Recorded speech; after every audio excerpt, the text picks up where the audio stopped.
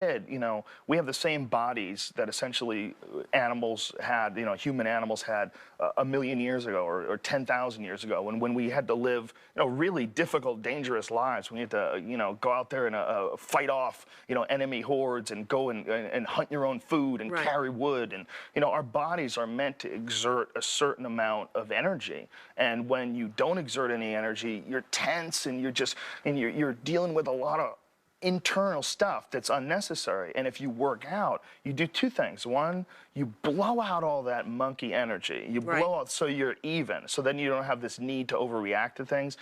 And two, you develop an understanding of your place in the world. You develop an understanding of objectivity. You develop an understanding of discipline and focus. And it becomes like a vehicle for you to get through life with. Since 14, you've continued to work out. You're obviously very muscular, very buff. You've continued since 14. You realized it was a positive thing in your life, and you just kept on with it. Yeah, it just becomes a part of my life for dealing with life. Like a good hard workout is like, for me, always the best way to deal with life. And it's not even just like a physical, like a explosive workout. I mean, like yoga. Just a good yoga workout is one of my favorite things to do, to just chill, settle everything down. Because a lot of it is, you build this, when your body thinks, your mind is telling your body there's a problem.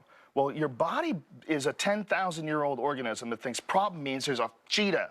We got to get out of here, man. We got to grab a stick. We got to fight off some people. Right. Something's going on. Cortisol. But meanwhile, it's just you can't make your mortgage. So your brain is sending this crazy signal to your body that we got an issue, and your body's like, we got to fight. Right. And then your body's like, there's nothing to fight here. We got paperwork. What do we do with this? Right. And it builds up, and you become a crazy person, and you're sitting in traffic giving people the finger and screaming. I mean, that's where all that comes from. So on the whole, it sounds like you're a pretty kind of zen, chill guy. Like I try to be. You do.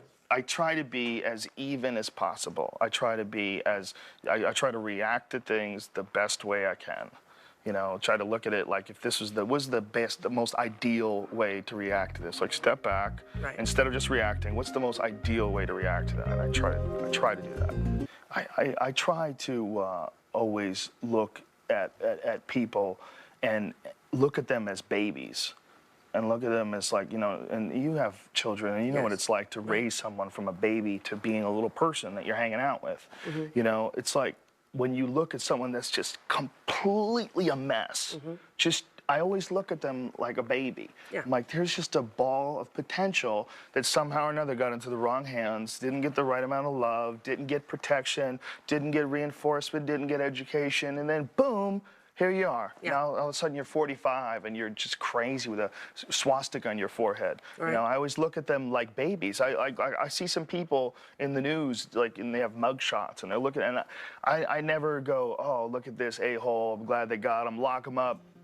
I look at it like, look, that's a baby. That's a baby, cute little boy that now all of a sudden became this person. The number one problem with people is not resources.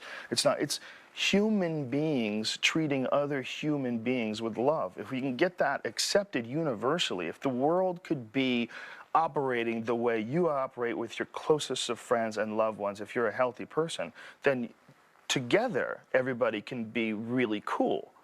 But it doesn't always work that way. Right. And you stumble into these patches of disastrous human beings, and they have this ripple effect. And the real way to fix the world is to stop that, to stop children from being abused, and to figure out how to get these people and reset their brains to get them to stop being a-holes. Right. It's like there's a way to do that. I don't know what it is. We're going to figure it out, though, as a human race. Ultimately, we're going to realize that you could, come up with all the solar power you want. You can, have genetic engineering to the point where we can live to be 1,000 years old. But if you can't cure insensitive human behavior, if you can't stop that, if you can't stop people from realizing that the human organism it's a super organism. You're a part of a giant mass of life. It's not just one body. It's not one individual. That's why you can't be alone. That's why the worst thing they could do to you in prison is to put you in a cell away from all the other prisoners. You would think if you're going to go to prison, the most awesome thing would be just leave me alone. Leave me alone for 10 years. Right. Like, you can't do that. You'll go crazy. You'll scream and yell and claw at the walls. You'll have insane fake friends that you'll talk to. It's because we are a part of another. We are a part of a giant thing.